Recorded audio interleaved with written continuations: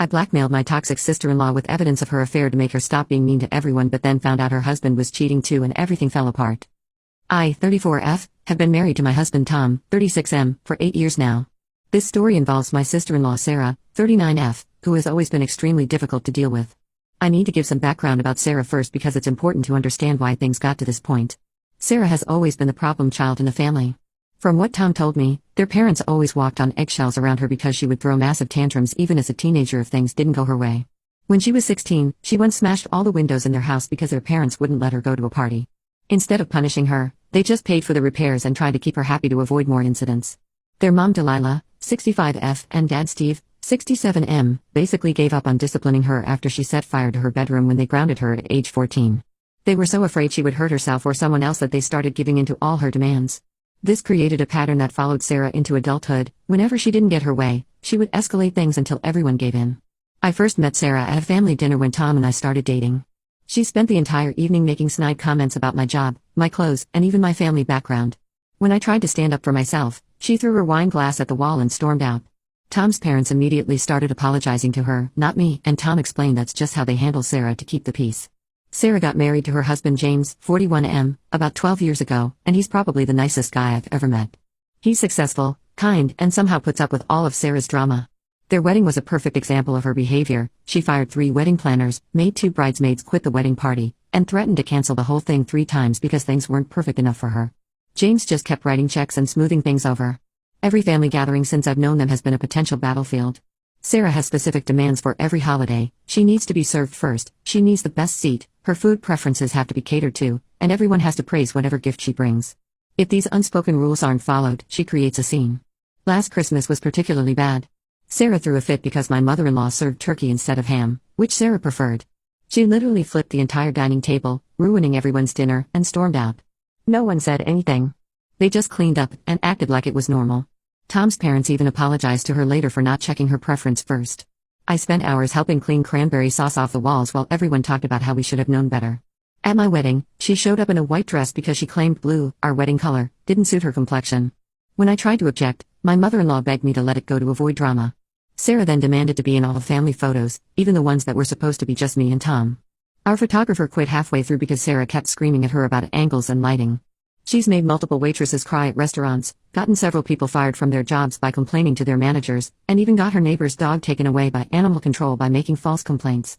The poor dog had done nothing except bark when Sarah was trying to take her afternoon nap. The neighbors had to move away because Sarah kept calling the police on them for every little thing. Even at work functions, she causes problems. James is a partner at a law firm, and Sarah has gotten 3 of his associates transferred to different departments because she didn't like how they looked at her at company parties. She once threw a drink at a senior partner's wife because the woman was wearing the same dress as her.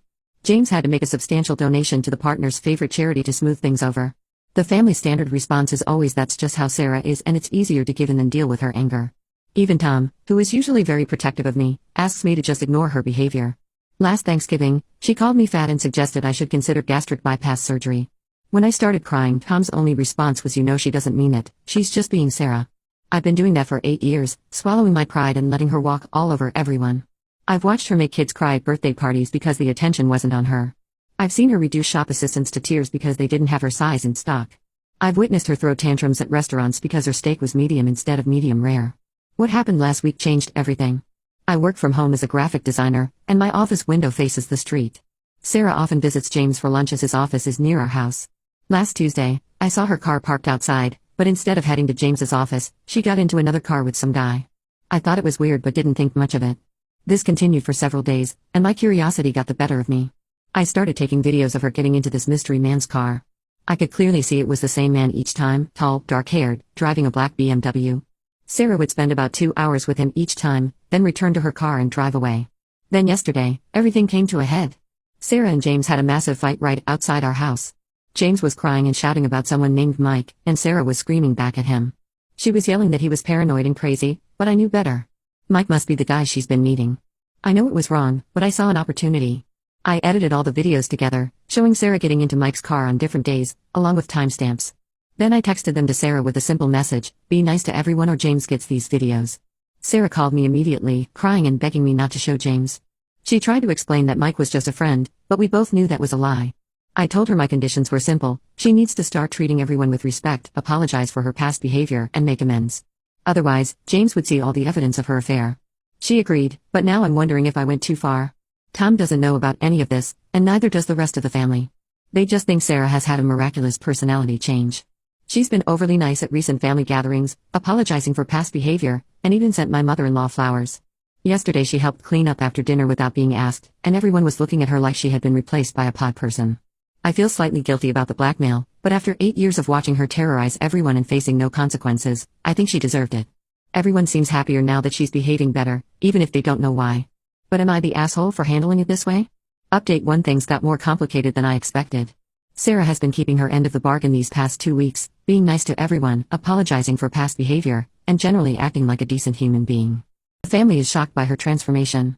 Last weekend, she even helped my mother-in-law reorganize her entire kitchen without a single complaint or outburst. The changes in her behavior are actually pretty dramatic. Last Tuesday, we were at a restaurant for Tom's birthday dinner. The waiter got her order wrong, bringing her salmon instead of steak. The old Sarah would have thrown a plate across the room. She did exactly that last year at her own birthday dinner. But this time, she just smiled and politely asked if they could fix it. Everyone at the table was staring at her like she had grown a second head. She's been sending random gifts to family members too. My mother-in-law got flowers. Tom's cousin received an apology card for ruining her baby shower 3 years ago. Sarah had announced her own pregnancy at the shower, which turned out to be a false alarm, and she even sent a wedding gift to Tom's other sister whose wedding she ruined back in 2019 by getting drunk and giving a speech about how the groom was settling for less. But last week, something happened that made me question everything. I was having coffee with James's sister Amy, 43F, who I've become friends with over the years. We usually meet at this little cafe near her office every other Wednesday. She seemed distracted and worried, not her usual chatty self. When I asked what was wrong, she started talking about how worried she was about James because he's been acting strange lately. According to Amy, James has been staying at the office until 11 p.m. most nights, claiming he's working on a big case. But when she called the office one night looking for him, his secretary said he'd left hours ago. He's been being secretive with his phone too, taking calls in another room, tilting the screen away when anyone walks by, and Amy once saw him delete all his text messages when Sarah asked to use his phone to make a call. He's been making excuses to miss family events too. He missed his own father's retirement party last month, claiming he had a work emergency. Amy later found out from another partner at the firm that there was no emergency that night. He's been withdrawn at family gatherings he does attend, constantly checking his phone and making excuses to step outside for calls. That's when Amy dropped the bombshell: James has been seeing his secretary, Jessica, for the past 6 months. Amy knew because she saw them together at an Italian restaurant in Millbrook, a town about an hour away where her daughter goes to college. They weren't even trying to be discreet, holding hands across the table, feeding each other bites of food, and she saw them kiss when they thought no one was looking. Amy had been keeping this secret because she didn't want to hurt Sarah, despite how awful Sarah had been to everyone. She showed me pictures she took at the restaurant. There was no mistaking it was James and his secretary. Amy was torn about whether to tell Sarah, especially now that Sarah seems to be trying to become a better person. I felt sick to my stomach. Here I was, blackmailing Sarah about her affair with Mike, when James was doing the exact same thing. The worst part? Sarah seems to have genuinely been trying to change. Tom mentioned yesterday that she's been going to anger management classes 3 times a week. He knew because he ran into her coming out of the counseling center when he was getting coffee next door. She's been making real efforts to repair relationships with family members too. Last week, she spent an entire day helping Tom's cousin move into her new apartment, the same cousin whose dog she got taken away 2 years ago. She's been babysitting for Tom's other sister, even though she previously claimed she hated children and refused to be around them. I couldn't keep this information to myself, so I called Sarah and asked her to meet me at a park far from both our houses. When I told her about James's affair, she broke down completely. She didn't even try to maintain her usual composed facade. She just sat on the park bench and sobbed. Several people walking by gave us concerned looks, but she didn't even notice. Through her tears, she revealed that she had suspected something was going on with James for months. She had found lipstick on his collar that wasn't hers, smelled unfamiliar perfume on his clothes, and noticed large withdrawals from their joint account that he couldn't explain. That's why she started seeing Mike. She didn't want to believe James would cheat on her, so she did it first to make herself feel better about her suspicions. She admitted that Mike was a personal trainer at her gym. She had started confiding in him about her suspicions regarding James, and one thing led to another. She said she hated herself for it, but she was so angry and hurt by her suspicions about James that she wanted to hurt him back, even if he never found out. Now I feel terrible about blackmailing her. Sarah might have been horrible to everyone, but finding out about James's affair explains some of her recent outbursts. The time she threw a fit about the seating arrangement at Easter dinner? It was right after she found the lipstick on James's collar. The Christmas dinner table flipping incident? That was the day after she discovered those unexplained withdrawals. The guilt is eating me alive. I've been using her affair to force her to be nice, while she's been dealing with her own husband's infidelity. She begged me not to tell James about Mike, saying she wants to work on their marriage, but I don't know what to do anymore. Do I keep blackmailing her to maintain this new, nicer version of Sarah? Do I tell her that Amy has actual proof of James's affair? The whole situation is so much messier than I thought, and I feel like I'm in way over my head. Update 2: Everything blew up in the worst possible way this week. After carrying around the guilt of blackmailing Sarah and knowing about James's affair, I couldn't take it anymore. I decided to come clean to Tom about everything: the videos of Sarah with Mike, the blackmail, and what I learned from Amy about James and his secretary. I told Tom everything last Sunday night after dinner. I expected him to be angry with me, to tell me I was just as bad as Sarah for resorting to blackmail. But his reaction was completely different. He just sat there quietly for a long time, then asked me if I wanted to know the real reason everyone tolerated Sarah's behavior for so long. That's when Tom revealed something I never knew: Sarah isn't actually his full sister. Apparently, their mom had an affair years ago with a coworker and Sarah was the result. Their dad knew but chose to raise her as his own. The only people who knew were their parents and Tom. He found out by accident when he was 15, he overheard his parents arguing about it during one of Sarah's episodes. Tom thinks this knowledge is what made everyone so tolerant of Sarah's behavior. Their mom overcompensated out of guilt, their dad tried extra hard to prove he loved her the same as his biological children, and Tom felt protective of her because he knew she was carrying around a burden she didn't even know about. He said there were so many times he wanted to tell her, especially when she would scream about how she felt like she didn't belong in the family. I was still processing this revelation when Sarah showed up at our door, mascara running down her face and shaking like a leaf. She had finally confronted James about his affair. She told him she knew he was seeing Jessica, his secretary. He tried to deny it at first, but when she mentioned the specific restaurant in Millbrook where Amy had seen them, he broke down and confessed. Their fight got so bad that the neighbors called the police. Sarah had started throwing things, not out of her usual anger, but out of pure heartbreak. She described watching James's face as he admitted to a 6-month affair with Jessica, how he claimed he fell in love with her, how different she was from Sarah. He told Sarah that Jessica was gentle and kind, everything Sarah wasn't. But that wasn't even the worst part. In the middle of their fight, Sarah's phone kept buzzing with text messages from me about meeting up to discuss the blackmail situation. James grabbed her phone, thinking she was texting Mike. He managed to unlock it, he knew her password and found all our conversations, including the videos I sent her of her meetings with Mike. James is now threatening to show everyone the videos unless Sarah agrees to a divorce where he keeps most of their assets. He's claiming that her affair started first, it didn't, and that she drove him to cheat. He's already shown the videos to his lawyer and is threatening to use them to prove she was an unfit wife. Sarah had nowhere else to go, so she's staying in our guest room now. She's not the same angry person anymore, she's completely broken. Last night, after Tom told her the truth about her parentage, she just sat on the guest bed staring at the wall for hours. She told me that her anger issues stemmed from always feeling different from the rest of the family, like she didn't belong. She said she always felt like her parents were trying too hard with her, like they were overcompensating for something, but she never knew why until now. The truth about her biological father explained so much. Her anger issues started around age 12 when she first started noticing how different she looked from Tom and their other siblings. She was the only one with green eyes and dark hair in a family of blue-eyed blondes. She said she used to stand in front of the mirror for hours, trying to find any family resemblance. Things are tense in the house now. Sarah barely eats or speaks. Tom is struggling with guilt over keeping the secret for so long. I feel terrible about the blackmail, which now seems so petty compared to everything else that's come out. James keeps calling and texting, alternating between threatening to expose Sarah's affair and begging her to come back home. Yesterday, Sarah asked Tom for information about her biological father. Apparently, he's still alive and living just 2 states away. She's thinking about contacting him, but she's terrified of causing even more drama in the family. Tom's parents don't know that we know the truth, and Sarah isn't sure if she should confront them about keeping this secret her entire life. I don't know how this is going to end, but I know things will never be the same for this family again. My attempt to fix Sarah's behavior through blackmail has led to the unraveling of decades of family secrets, and I'm not sure if that's a good thing or not.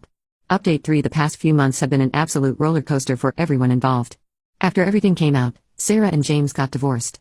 He did end up showing the videos to the family, but it completely backfired on him because Amy came forward about his affair too. She showed everyone the pictures of him with Jessica at the restaurant, and even provided receipts showing he'd been taking Jessica to expensive hotels using the joint account he shared with Sarah. The divorce was messy. James tried to paint Sarah as the villain, but his lawyer dropped him when evidence of his own affair came to light. Sarah's new lawyer, recommended by Amy, surprisingly, was ruthless. She not only got Sarah half of everything but also proved that James had been embezzling money from his law firm to fund his affair.